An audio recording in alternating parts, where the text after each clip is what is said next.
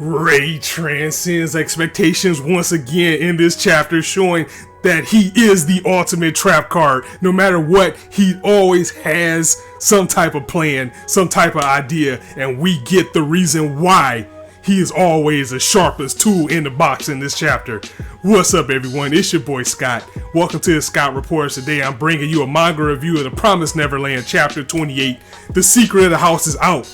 Ray has revealed all, and it just made things even more juicier in this story as he reveals to Norman and Emma that we go through something called childhood amnesia, which is true. He says that, you don't remember too much of your life after a certain point, or before a certain point rather. So, and this is true. I mean, I know myself personally, I don't remember things past maybe 4 or 5 years old. And this is the same thing that's going on with these children. But there is a rare case that there's some children that can remember everything. And I mean literally everything, as Ray actually remembers pretty much from the day he was born. He remembers being in a warm liquid, even though he said he doesn't remember his mother's face, which is, I don't know if this was on purpose or just to build the, image of him not remembering. But they show when he was born, and when he was actually born, there were demons around, and there was there was caretakers there, more likely grandma. There was demons, and there was other children all around him, but they showed a pregnant lady who didn't have a face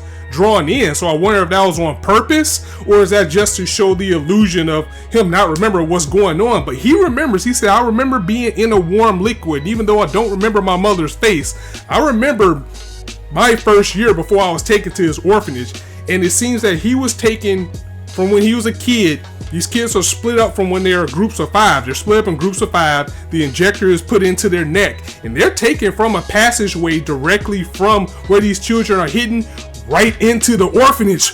Wow, this is mind-blowing, because this explains why Ray felt so strongly that they can't all escape together. They can't. It will be impossible, because we just found out that when you get past the walls, there's nothing there but the headquarters of the demons. You're just going to run into more humans. You're going to run into more goons. And essentially the place that they live in is just a room. These 5 orphanages that everybody is split off into, that's just a room that they have everybody in. The whole world that they live in is a lie. Ray's memory is the biggest factor in this escape, and boy did it not disappoint. Ray also tells the others that he even asked Mama about this when he was around 6 years old, what was going on, because he essentially remembers, and this is when he made his deal with her. And Emma points out that he's been carrying this burden not only for the 6 years that they've been there, but his entire life, knowing that there's no way out. There's nothing facing them getting out of this wall but more big ass goons, more humans, and just another orphanage that they will run into. So knowing that they're basically in a world within a world, they're in a big ass building. If they escape, they're just going to be in a headquarters. Just brings more weight on the setting that this series brings. There is no escape, and I will say it once again, this is why I agree with Ray, and this is why Ray is right. Ray is right. You cannot deny the man at this point that there's no way they're all going to get out if they're just running into a headquarters. They're going to have to get through slowly and then find out what's outside that. This series has just essentially been opened up at this point, because once you get out of the orphanage, now you got an entire base to get out of. But at the same time, this is why Ray's plan is going to work. He put his device together. He finally did it. He only needed little parts from all the things that he's been getting all these years from Mama, like the camera. He just needed a strobe from it, and that is going to disable the device that's in Norman's neck.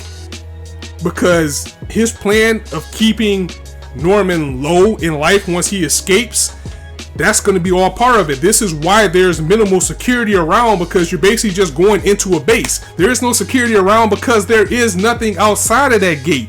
So that's why Norman will be able to roam around a little bit freely if this plan succeeds. But it also leads me to wonder, what is Norman actually going to encounter? We still have that unknown factor out there of what is in this room or this passageway that he went through. I mean, yeah, Ray remembers all the way back to when he was a child, but he didn't see everything. So there's still that sense of danger. We don't know what Norman is getting into unless he gave him a map or something, or some type of unknown factor that we haven't seen yet. There's still danger as far as what could happen to Ray at this moment. So from this point on, again, they're going to say, we're going to escape together. They got Don and Gilda making more ropes.